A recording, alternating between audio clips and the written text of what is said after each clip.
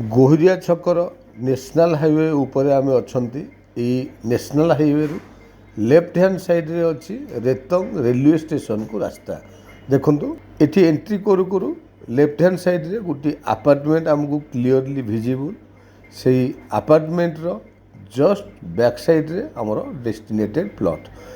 से प्लॉट को national highway रु डायरेक्ट भी रास्ता अच्छी एंड ये रेतंग रेलवे स्टेशन रु भी आम प्लॉट पर्यंत एक्सेस अच्छी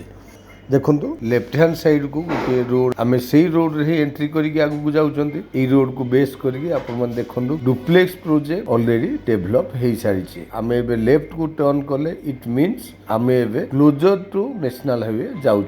आमर रिक्वायरमेंट अच्छी से अपार्टमेंट रो बैक साइड के जीवा आगरे देखु गोटे येलो कलर बिल्डिंग से येलो कलर बिल्डिंग क्रॉस करके आम आगू जाई जदि लेफ्ट को जीवा एगेन नेशनल हाईवे रु बाहरी परिबा इट मीन्स नेशनल हाईवे रु भी आम प्लॉट को रोड अच्छी